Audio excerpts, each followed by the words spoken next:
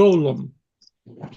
And that is the artificial man created 16th century to save the Jewish people. Golem is a great story. Now, I need to know, not today, whether there is in Greek literature any creating of artificial heroes, either by invoking the gods or by doing something else that would be like a predecessor to the golem phenomenon. And of course, you're the only person I know who lived in ancient Athens. I would be grateful. No, not I'm today, not now, but if you can find any references, however arcane, to creating artificial heroes at a time of distress to defend something, the people. Okay? That is your homework assignment. And tomorrow I'm cheating. So I'm putting Brad to work on my chapter on Golem. And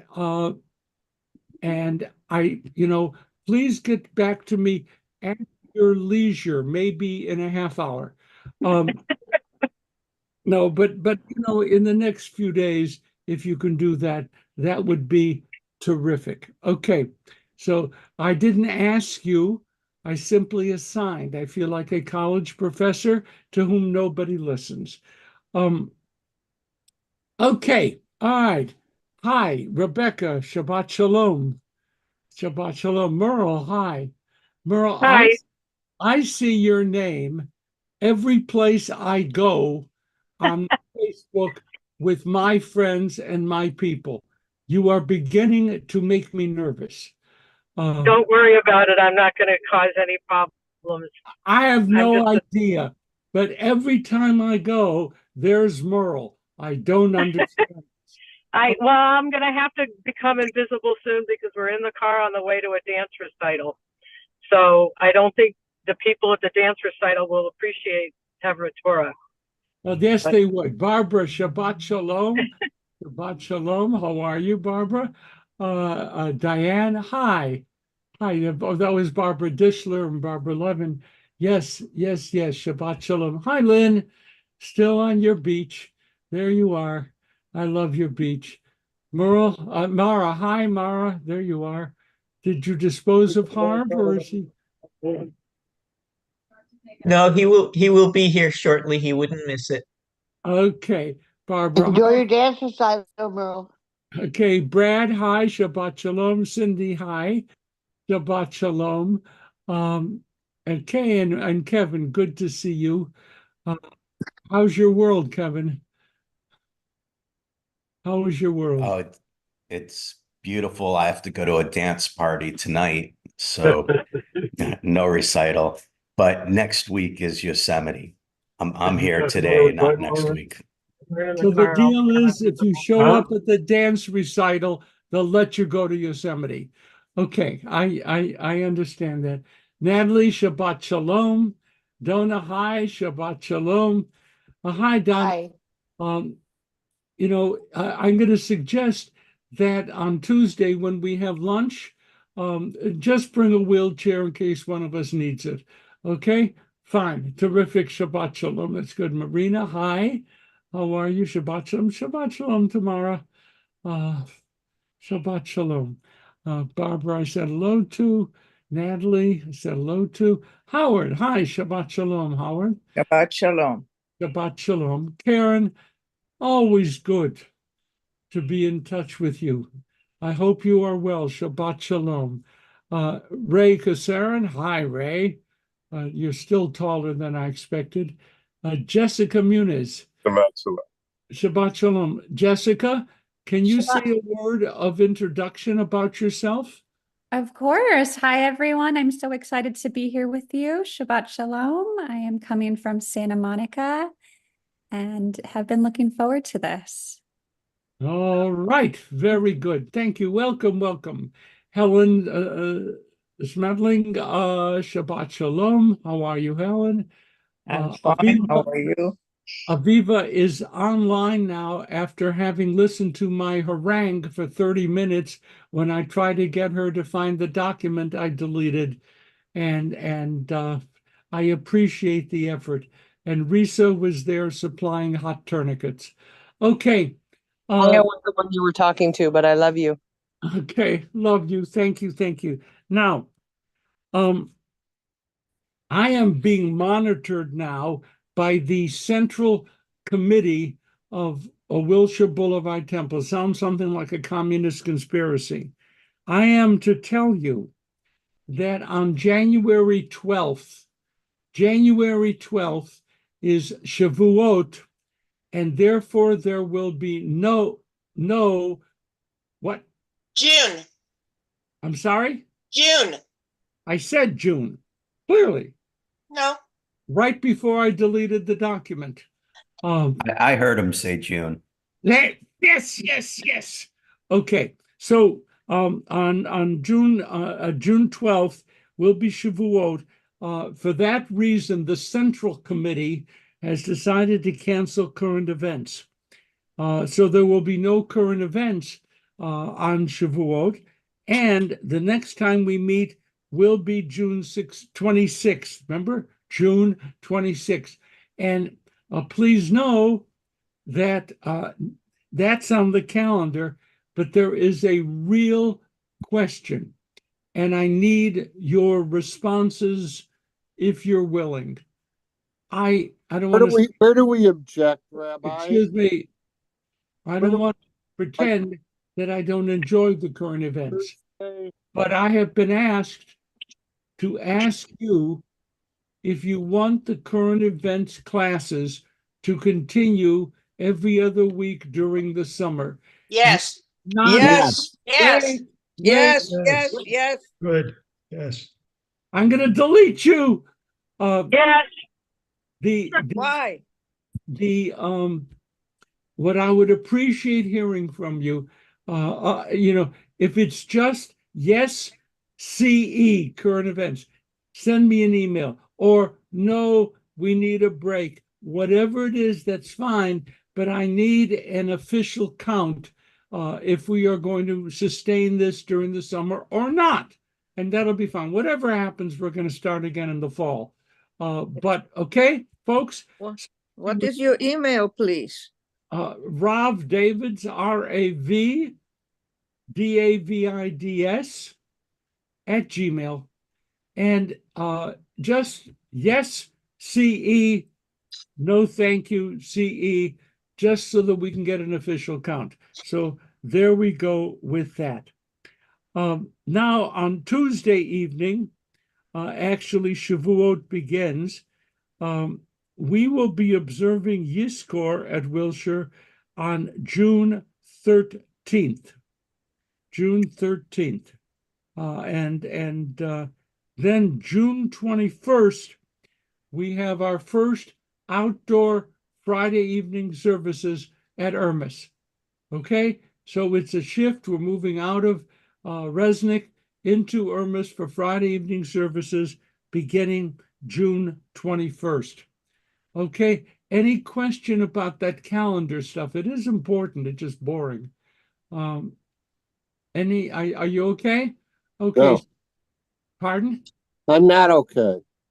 Well, I don't even. If we're going to Sounds cancel like Steve. Wednesday, Oh, there's Steve. Hi, Steve.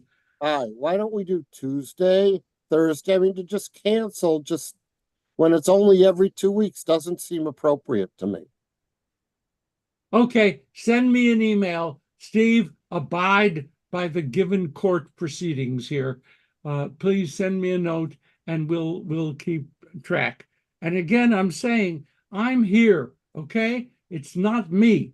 It's just the Central Committee of the Wilshire Boulevard Temple wants to know whether there is a class that will meet during the summer every other week. Okay, thank you for that. Okay, I am now going to try to find where I left my breath, and we're just going to check in for a moment. Anything happening in your worlds It's so good to see you. I'm sorry I'm frazzled. Just, are there any things happening that you would like to share with us in terms of your lives? I hope good things. Uh, Too many dance recitals, but other than that, we're fine. Okay, nothing coming up. Nothing coming up. Okay. So now, having deleted my entire file, I attempt to reconstruct my file somewhere between 1:30 and 2 o'clock in the morning.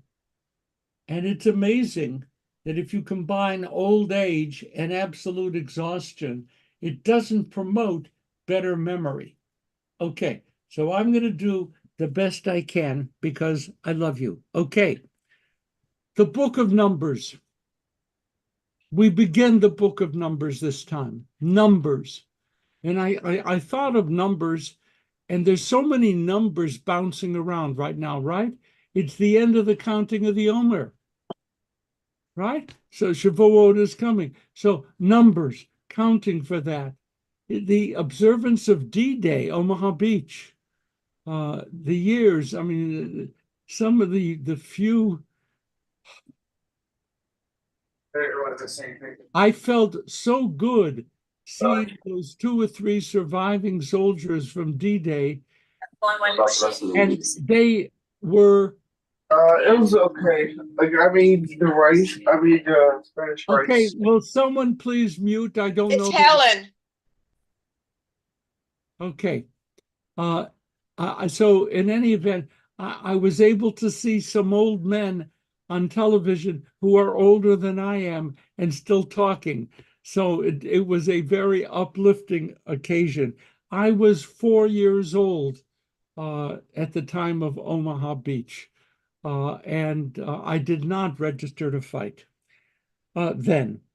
Okay, so numbers.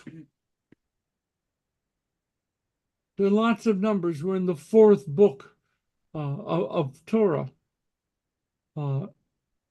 Numbers all over the place in our lives. Numbers, when you talk about the political elections coming up, we are consumed by numbers. Numbers structure our lives. The book of Numbers is called Numbers. We all know this because it begins with a census, right? Begins with a census and a counting of the people, and those were the numbers they're talking about. And then, if I were a good rabbi preaching good sermons on this Shabbat, I would deliver sermons like, what really counts? You can take notes, Donna. What really counts in your life? What do you number that would be on the list of things that are important to you? Or how do you number the most precious people in your lives or the most memorable events in your lives? And numbering is a great exercise, an absolutely great exercise. But it's about a census here, not numbers the way we understand it. One of the things I find fascinating about the book of Numbers is that it's not a novel with, of course, nowadays modern novels do not have to have beginning, middle, and end. They can just, did you see the movie American Fiction? Anybody? That was very funny. It was a very funny movie in which someone tried to write a movie that would be so outrageous it would be absolutely rejected, and it became a world hit. And how does he handle the great disappointment of being successful? So that's a novel. The book of Numbers is not a consecutive story. The book of Numbers is a collection of narratives that tell the story of the Jewish people from the time that the Israelites left Sinai until, well, I mean, the book of Deuteronomy is basically the last 24 hours of Moses's life. It is the most prolonged death scene since Wagner. He's dying, but he's certainly not quitting. And so that's the whole book of Deuteronomy is dealing with the last messages. Oh, thank you. So the fact is that the journey of the Israelites through the desert ends in the book of Numbers. That's where it finishes. And the book of Deuteronomy has a different focus. And the narratives are not linked. So here's the first bit of incredible wisdom I'd like to share with you.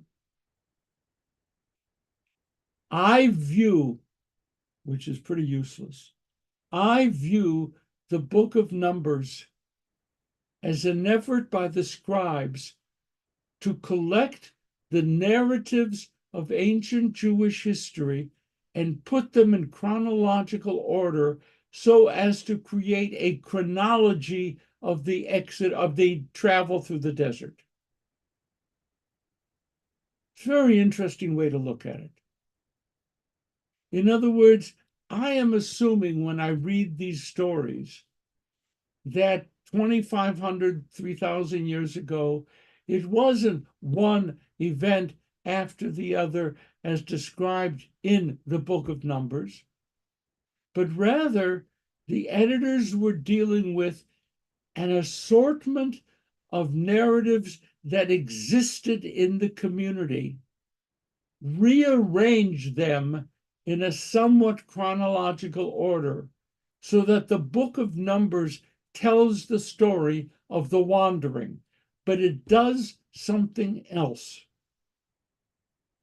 What happens immediately after, well, I would say Moses dies?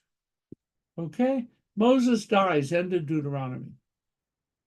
What shifts in the Jewish story? This is a major change in the flow of Jewish history. Let's put it, an epic. An epic ends when Moses dies, a new epic begins. What dies, what begins? What do we have here? What dies, what begins? Donna. Well, our wanderings end, and our role as the people who are wandering ends, and we become a conquering people, which is... Please erase the word conquering. There will be people who listen to this and make it very hard for us. But okay, yes, you're right. But we move into the land of Canaan. Tell me about the kind of communal structure, the shift that occurs between the end of Deuteronomy and the rest of the Bible. What goes on right now through the book of Numbers? It's setting the table. What ends is the entire patriarchal story. What ends is the founding story of our ancient history, rewritten, re-edited, and made into some sort of coherent account. If that's correct, and I assume I'm correct, what's the epic that begins now, after the death of Moses, but technically with the end of the book of Numbers? What epic begins now? It is a major shift. If I were preaching, I'd say tectonic. Major shift.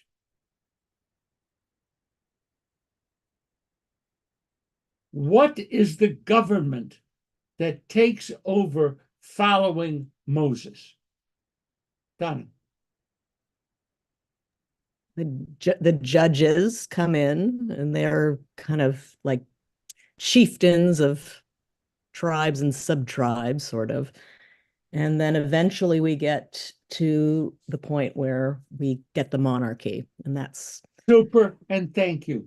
Yeah. So that the book of Numbers ends the whole patriarchal flow. That means, Abraham, Isaac, Jacob, Sarah, Rebecca, Rachel. It ends that period and sets the stage for a more settled government. Now the editors have a problem. A settled government is going to come into being. It needs God's approval. It needs a basis in Torah, and we're going to find it in Numbers. We're going to find this in Numbers. So, a simple thing, though many a book has been written about that. We have to have inheritance laws. Inheritance laws have to appear. So what's the great story about inheritance laws in the book of Numbers? I see one, Donna, but come on, folks. What's the great story of inheritance that occurs in the book of Numbers? Okay, Cindy. Is this where the daughters of Zelophehad? Yes. 5 daughters? Yes. Because there was no male heir, and they had a petition that they would have rights. So the decision was that they had to marry within their tribe, so the tribe would maintain the land. And my way of looking at the book of Numbers is that section is part of the need for any organized country, state, whatever, judges and kings, to have a system of inheritance. That's just one factor. So that story is in the book of Numbers. I'm sorry, it wasn't intended originally to be a feminist breakthrough. It was intended to be a way of creating the basis for a government, for a structure, for a nation. And you have to have laws of inheritance. That's just one kind of thing to get that going. Here's another one. In the early part of the patriarchal stories, that is to say, from Genesis through the end of Numbers, who really is the governing power in this mixed, unstructured people? Where is the power? Who are the most exalted in the people in this community? Donna? the priests and Moses. No, it is not the priests. It Okay. will be the priests. Okay, then Moses. That's my guess. Well, Moses does well. Moses is okay. But there's another guess. Marina. Aaron and Moses? Not exactly. This is fun. No. Kevin? Okay, the Levites. I just read that all of the tribes were counted except for the Levites for the fighters. Right. I guess you're saying that it's not the Levites. It's not the Levites. It's God? God? Donna, we're not permitted to use the word God followed by a question mark. Okay? So we can't do that. No. The firstborn. The firstborn. If you look at the structure of the 4 books, constantly figuring out ways to structure out the firstborn and structure in the priests, the Levites, and so forth. Now we can read the book of Numbers and we go, well, that's nice. I mean, everyone knows the firstborn get replaced by the priest. But this is where a governmental structure has to arise in which the religious authority is not based upon who gets born when, but assigned to a specific tribe. and we put away the firstborn. You'll notice this strand pops up elsewhere in Torah, which tells me that the push against firstborn being the religious authorities was very strong. But it was pushed back. So that, if you will, you see the shopkeeper sweeping the front of the shop. You had to prepare the fact that now, if we establish the judges and the kings, we're going to need a religious authority which is seriously structured. You can't have a country without that. So that's in the book of Numbers too. And of course, in the book of Numbers, you have the Pidyon Haben, the redemption of the firstborn son. And it's one of those weird phrases. I love the phrase Pidyon Haben, because when most lay people with whom I dealt in the past, not with you, you know better, they would say, what is this Pidyon Haben about? And I would say, it's not pigeon. It is not pigeon. It's pidyon, P-I-D-Y-O-N. And the next verse is, well, who created the Pidyon Haben ceremony? And so the pigeon lives. The redemption of the firstborn is the legislative process by which the firstborn are relegated to a non-serious role in Jewish life. And you do this by having a religious ceremony. And by the way, you give coins to whom? The priest. Do you understand that the Pidyon Haben ceremony is designed to elevate the priest, pay the priest a tribute, and redeem the kid from an early biblical obligation? Are you following with me as to how I view the book of Numbers? Each of the events in here plays a role in preparing the work for the establishment of a country in which there are judges who bring the people together, but then the judges are replaced by the kings. Okay? There's more. There is more. Descent.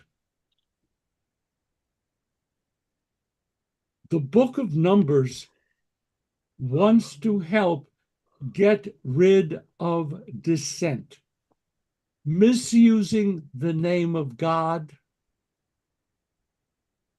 challenging authority. The book of Numbers does a really good job of telling people, biblically speaking, we have to show respect to our governing authority. You get the chronology difference. This is written after the period of the patriarchs. This is written after the judges and the kings are fully in power. This is a way of embedding a justification for what happened in Jewish history. So each piece, each story plays a role. And when we read the narratives, they're fun.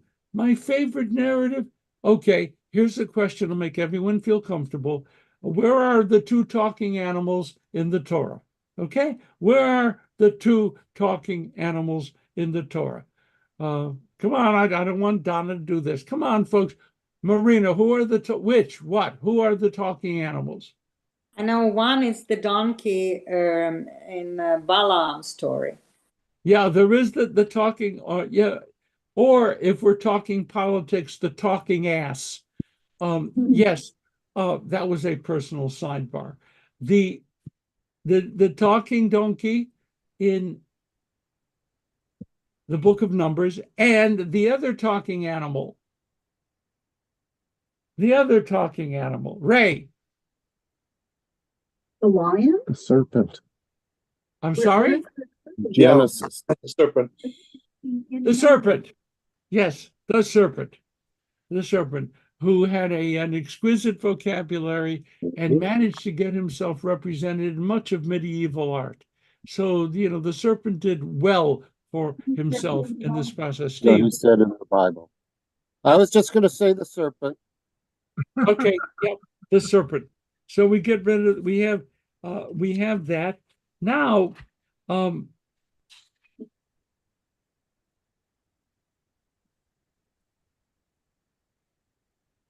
we have a structural problem with the emerging power center of the Israelite community. I'm asserting, based upon no knowledge whatsoever, that Numbers,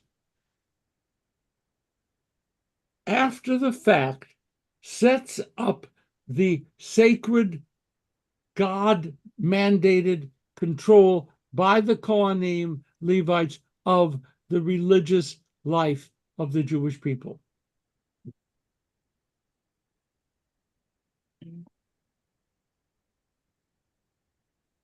Which Kohanim? Which Levites? What do they do? It's found in the book of Numbers. The divisions are found in the book of Numbers. Very important work. If you look, for example, on page 902, which is page 902, let's just see this, and you get an interesting little, you got to read what's written. 902. There we go. 902. Okay, 904. Okay. Take a look at Numbers chapter 1, page 902, verse 51. When the tabernacle is to set out, the Levites shall take it down. When the tabernacle is to be pitched, the Levites will set it up. Look at the next phrase. Any outsider who encroaches shall be put to death. This is a, if you will, if you're playing poker, it's a tell. Something's going on here which isn't explicit. The Levites take down the tabernacle. The Levites set up the tabernacle. But if anyone encroaches, that person shall be sent to death, carried out by who? Levites. Yes. Who said that? Howard. Howard, you got it right. Good, law and order, man. The Levites, in many ways, had not only sacred duties of caring and maintaining, they were the civil guard of the priestly class. As the Levitical structure is being put in place, any of you watch hockey, ice hockey? In professional hockey, there is a job which, none of these people have front teeth. The job is enforcer. There's one guy who roams the ice and smashes anyone who is making life difficult for that guy's team, called the enforcer.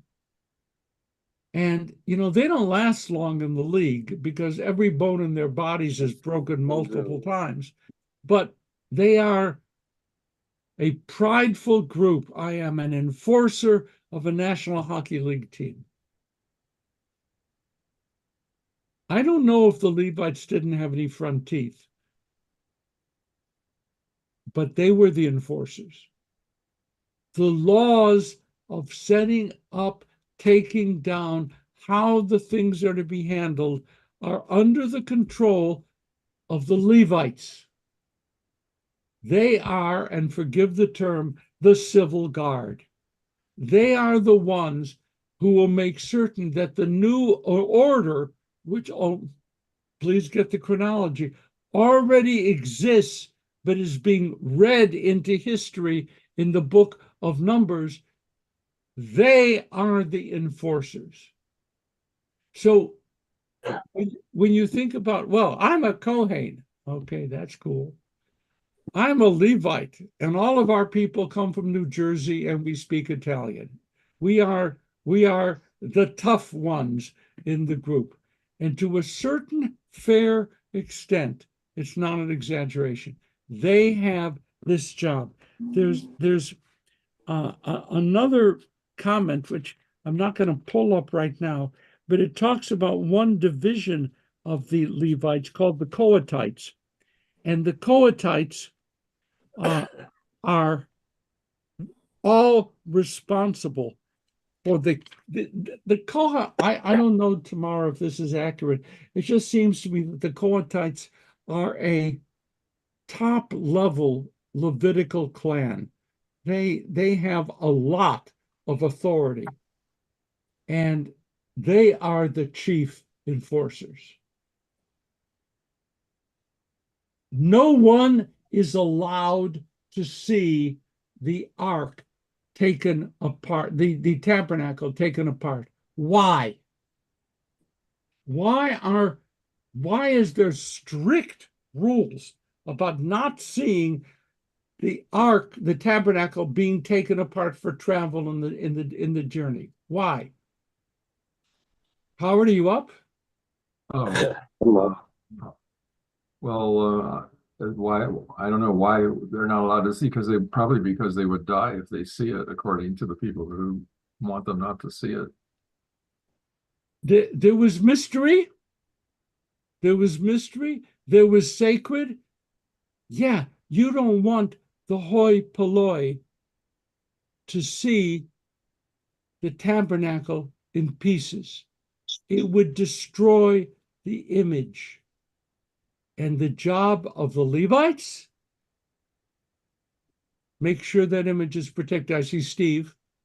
I was going to say, you said all of this is in Numbers, but I have a recollection back in Exodus where they're building the tabernacle and the various tasks are assigned to the various groups of Levites. And it seems to me that a lot of this is also elsewhere. It's not limited to Numbers.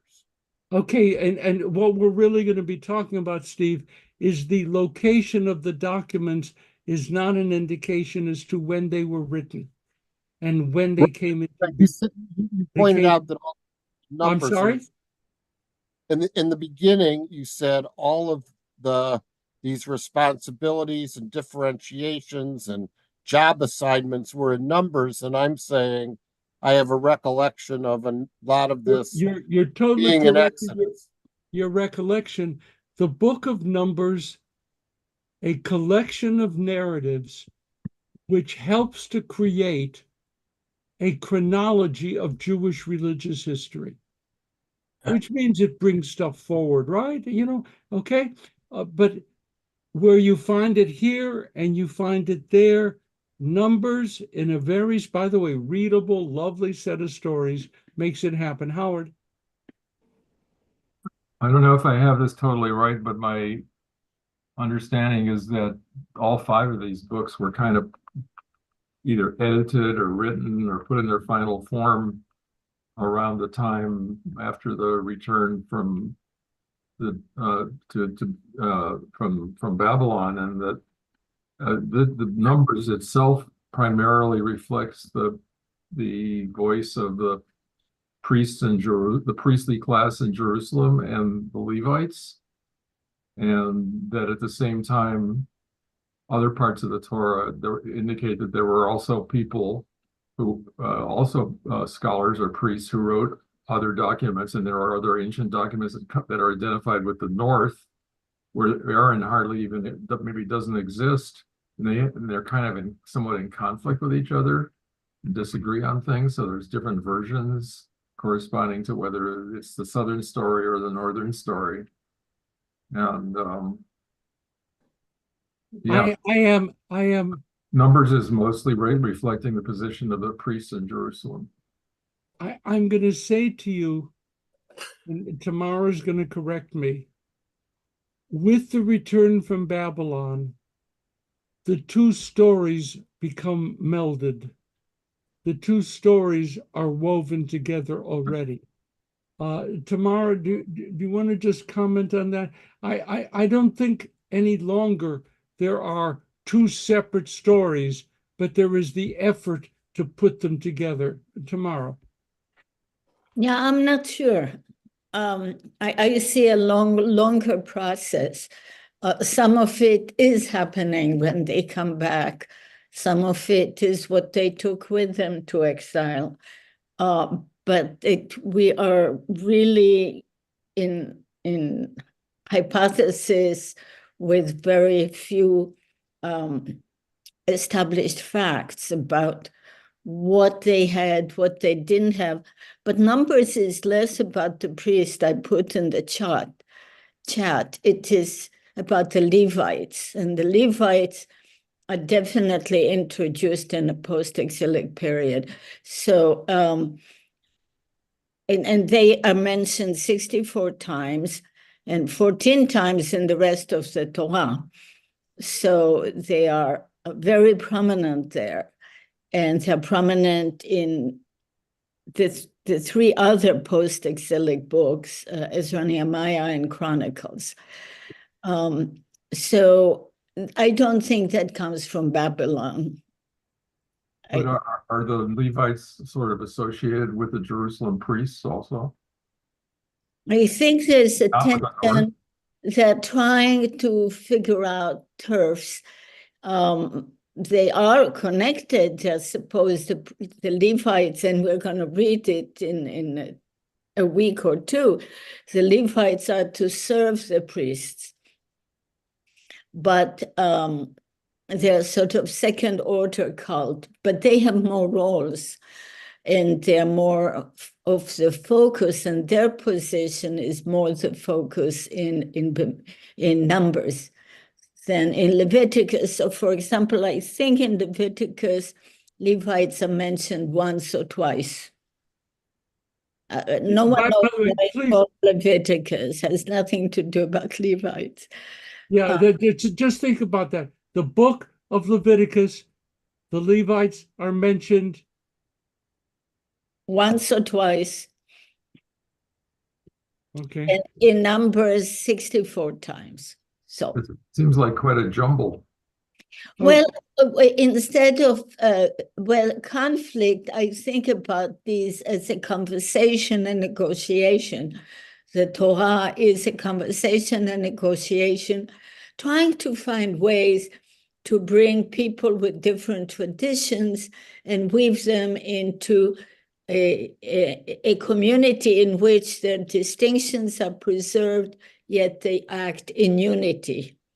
That's one of the really valuable things about it. It's not a melting pot model, but it's a model of a unity that embraces diversity, and that includes diverse ideological, religious, and political perspectives. It's more like an alliance. Sounds like an alliance rather than a melting pot. I'm sorry, I didn't catch. It sounds like an alliance. Yeah, it is an alliance. It is an alliance. It's trying to bring these people who come from there.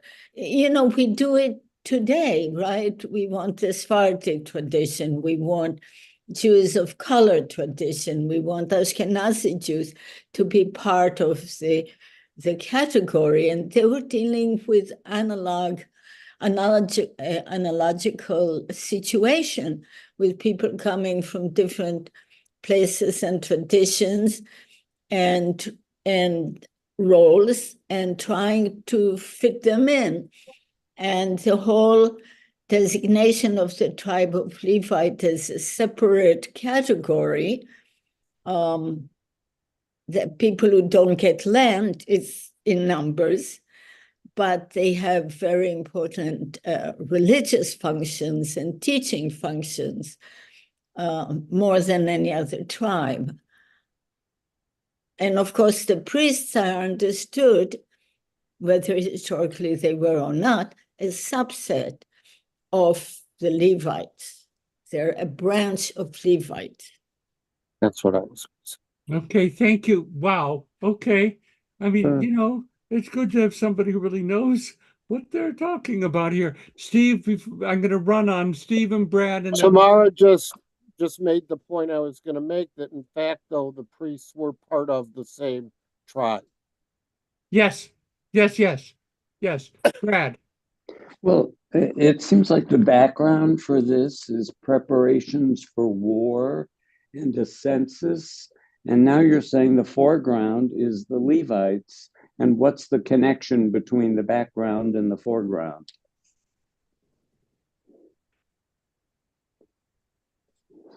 The census clearly sets up a military structure.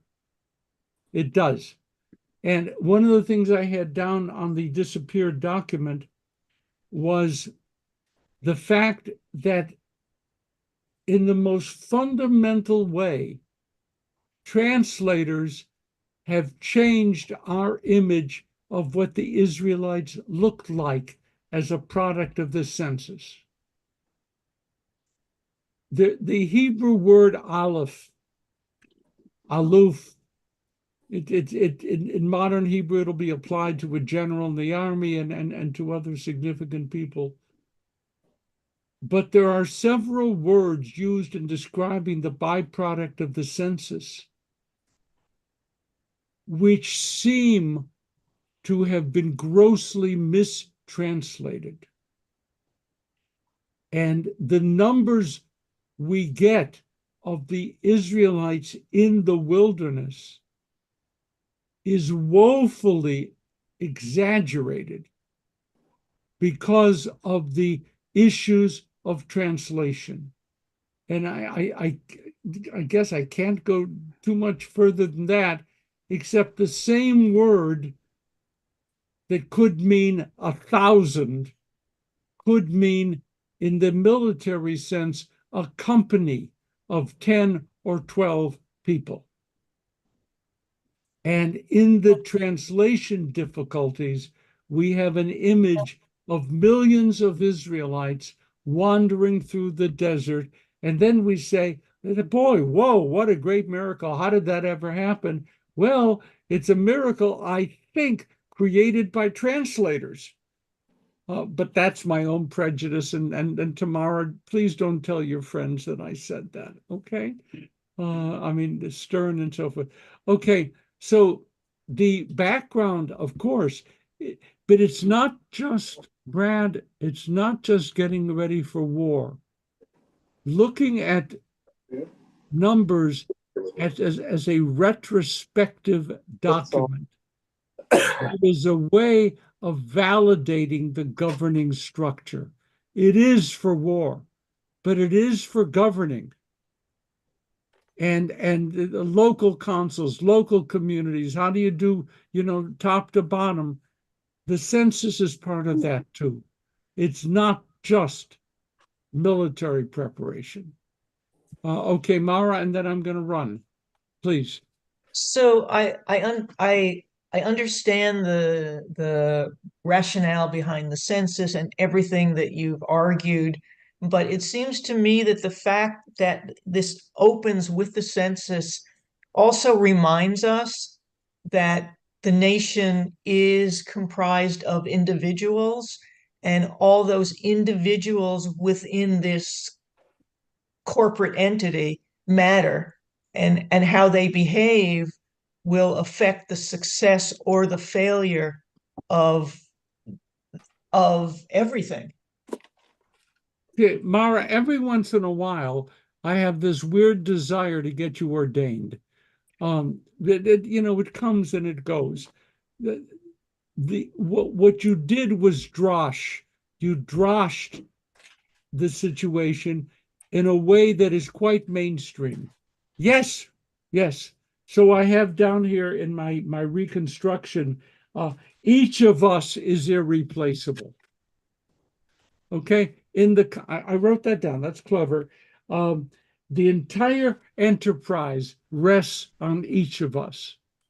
And okay, now as to whether this represents what the editors of the text had in mind when they did their work, I can't say. Maybe I'm a little doubtful. But is it possible to read it that way? Totally. Totally, absolutely. We'll talk about the ordination as soon as we get Donna taken care of. Okay, now we have to move on. There's so much here, and it's only just a couple minutes left. I'd like to use the book of Numbers as a partial response to those who accuse Jews of being neo-colonialists or whatever, invaders or occupiers or alien agents, or I'm not sure what.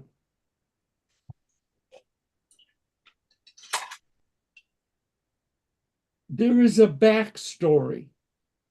There is a backstory to the story of the Israelites and the wandering in the desert and the coming into the land of Canaan. The backstory is that if we generally assign this period, it's not accurate. 1250, 1300 BC, who knows, maybe right around there. If we assign that era, we are looking at a time of major movement of peoples throughout the Middle East. We need context. It's not just that the Israelites moved into Canaan and everything else around was settled. That's not true. There were the so-called SEA, sea peoples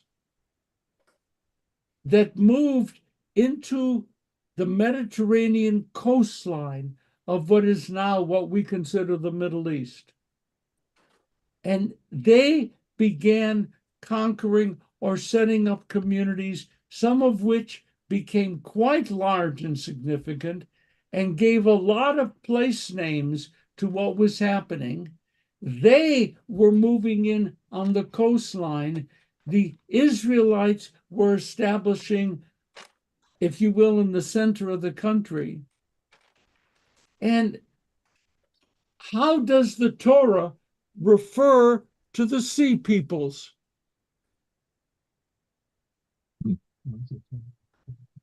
Tamara. Philistines. Think about that the Philistines were among the sea peoples moving into the Middle East, out of the Mediterranean, out of Crete, out of, wherever we were talking about, Mediterranean islands and so forth. They moved in to conquer the coastline. The Israelites moved in to settle the land. Do you want to be current? So to whom did it belong? The battles that uninformed people have today about how the land got settled and what our claim. The Philistines eventually gave their name to Palestine. The Israelites moved in, and they didn't move in at one time. They moved in over a period of time. And one of the things I'm fascinated by but cannot prove is the thought that one of the last tribes to move into what would become Canaan, Palestine, whatever, were the Levites. They were the last, and that's one of the reasons why they didn't get an allocation of land. They were late arrivals, and the Israelites were mostly already occupying the land, and so they were given religious tasks and so forth. The entire Middle East was seething with population shifts. And into that mix, the Israelites moved into Canaan. Okay, just a couple of quickies. We're going to end. Howard, Steve. I don't, there might be an alternate way of looking at it that I've heard talking about people moving in. The Israelites, according to one version of the Bible, moved in from Egypt, I guess, but basically originally moved in from I don't know, Syria or Ur of the Chaldees. But isn't there a lot of evidence that the Israelites actually were there all the time? They lived in the mountains and they came down and they were Canaanites. They were residents. But they were opposed to the pagan practices, and they established their own religion. But they were a new religion, or the Jewish religion, but they didn't really move in. We have to. You're right. We have to come to a sense that the Israelites didn't come in to push aside a settled, established country. That's not what it was. There were constant establishments of small city-states, small countries, small this, small so, rising and falling, competing, being in military, defeating, winning, growing, shrinking. And it was a very dynamic environment. And of course, this opens up another week's worth of conversation. In a very dynamic environment, what you need are strict rules so that your people know who they are, right? So that your people know who they are. This is what we are. This is what they are. And of course, we will make invidious comparisons. But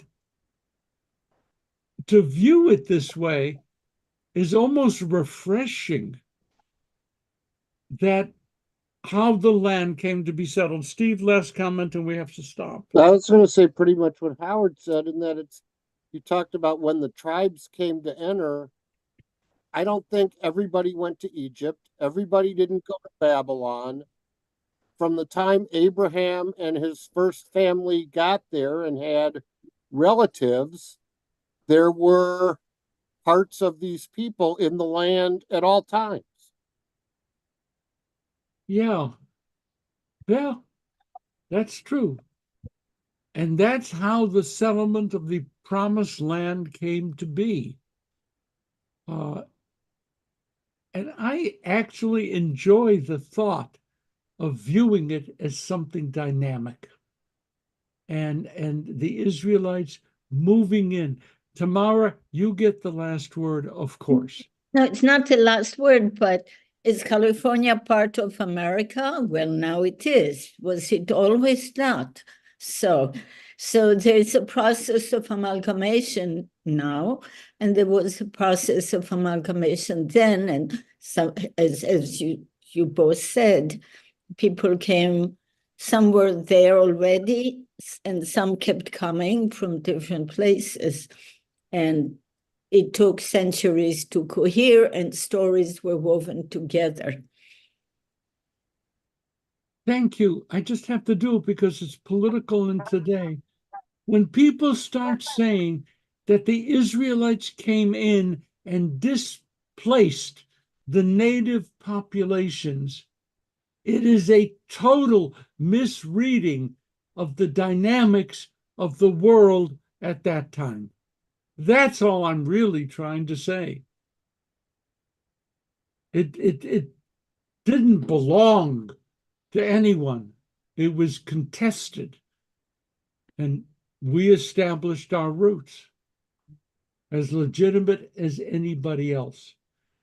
Any last question? And thank you for putting up with the fact that I had to use reconstructed minutes, but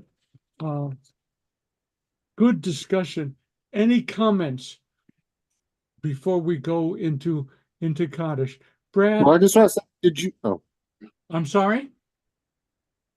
it's Steve. I was going to say, since we don't have current events, it's important to note they found this truly ancient synagogue in Gaza that existed before Muhammad. Okay. Yes. Yes. And Brad, you have your homework assignment. I'll be waiting to hear from you. And I came into this morning feeling tense and threatened. And thank you for what was, I don't know, a very good discussion. And I appreciate what we've been able to do together.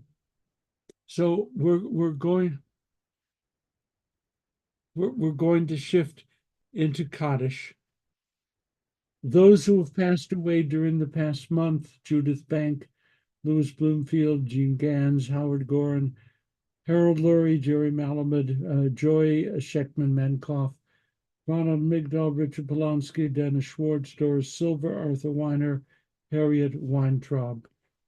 And the following, the anniversaries of whose deaths have occurred during the past week: Sandra Elsley, Dale Elkov, Albert Altman, Lillian Baker, Max Block, Susan Bloom, Kenneth Brookman, Jacob Brown, Cheryl Chetta, Sadie Crystal, Nisha Dane, Charles Dahm, Musa David, Bertha Davidoff, Sonia Elglis, Bessie Enton, Harry Feldman, Sarah Fields, Marcia Finkel, Jerry Fishman, Marlene Friedman, Jennifer Friedman Chalk, Dorothy Gerstein, Lena Gilbert, Jay Goldberg, Shayla Green, Joanne Greenwald, Eleanor Heilbronn, Rose Katzenhorn, Mary Janel, Eddie Katz, Barbara Kaser, Helen Klein, Alan Kopelman, Laura Landa, Robert Leff, Ronald Leff, Dave Lewis, Elaine Rosenkrantz Lieberman, Devorah Livney, Ann Lubin, Ruth Lenine, Stephanie Leiberger, Cyril Isaac Magnan, Sid Mandel, Catherine Orange Seal, Ostra, Richard Popkin, Blanche Isaacson, Pullman, Kenneth Randall, Robert Ryan, Marguerite Rissman, Sue Rosenberg, Albert Rosenblatt, Iris Tabach, Rower, Thomas Sarnoff, Al Safet, Frank Schiller, Gustav Schiller, Lily Schiller, Betty Schwartz, Lloyd Chapoff, Elsa Sheridan, Naomi Schuenger, Evelyn Sidney, Nancy Siegel, Barbara Siegelman, Francis Silver, Cynthia Silverstein, Morton Slater, Henry Sloan, Ruth Spielberg, Herbert Rose Sr., Charles Stern, Stanley Tashman of Temkin, Alvin Tramer, Jerry Wendy Turtle, Jack Waldo, Lou Wasserman, Alex Wyckoff, Arlene Weeder, Sally Weiner, Suzanne Wolf, Hortense Wolf, Frank Zaitchik, and Dorothy Zinberg. If there are others to be remembered at this time, I ask that you speak their names aloud or carry them in your hearts at this time, especially at the time of the anniversary of the Normandy invasion. We bear in mind the names of all of those who died in defense of the United States, those who died in defense of the State of Israel, those who have no one to say Kaddish for them, those who died through senseless acts of terror. We remember them all.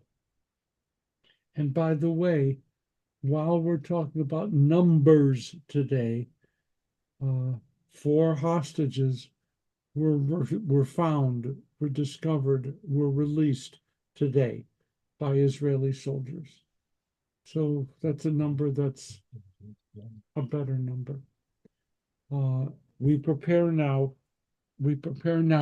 for Kaddish.